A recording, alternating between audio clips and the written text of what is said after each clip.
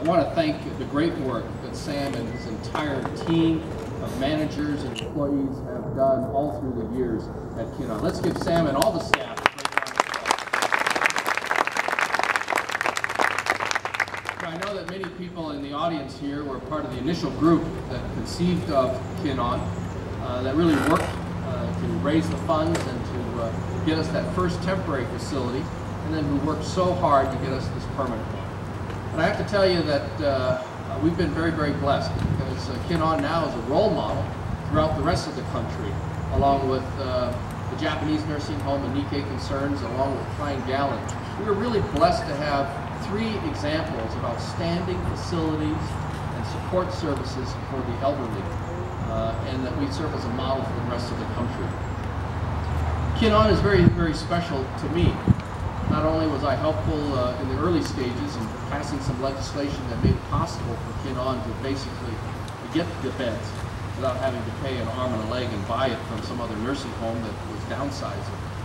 But actually it's special to me because of the number of family members that have used Kinon. My mom has Parkinson's, many of you know that, and throughout her bout with Parkinson's, she's had falls. And so Kinon has just been absolutely terrific as a place for her to recuperate, convalesce, and to regain her strength. Dad was here several years ago after a massive stroke, and he stayed here until his ultimate death. But the people here were just so terrific, so terrific. And it was comforting not just for my mom when she was here, not just for my dad when he was here, but really for the entire family. So I think that what we're trying to do here is to expand the type of services that Kinon provides. The nursing home right now is for the most acute care. But we know that as we get older, as our parents get older, they don't want to live in the home. Of course, they do want to live in the home, but not quite capable. It's too big.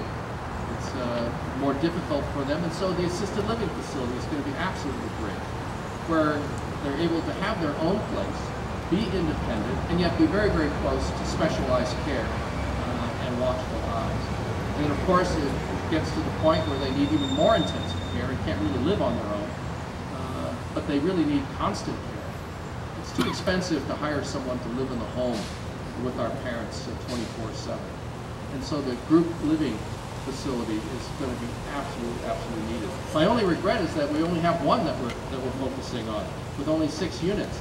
As our population in the community grows, as the number of elderly in the community grows, as we get older, I think we're going to need more. But this is a great first step, a great first step to a continuum of care.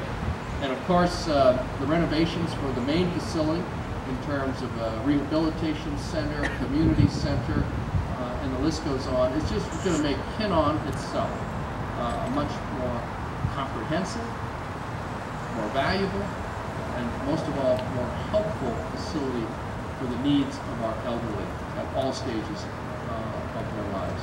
And so it's really great to be here.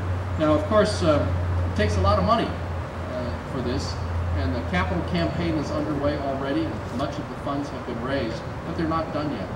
And so I look forward to working with so many leaders of Kinon to raise that final amount of money, because it won't be possible. We're just turning over the dirt today, symbolically.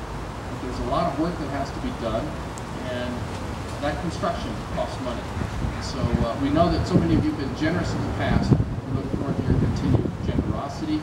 We look forward to being here as we celebrate fantastic future services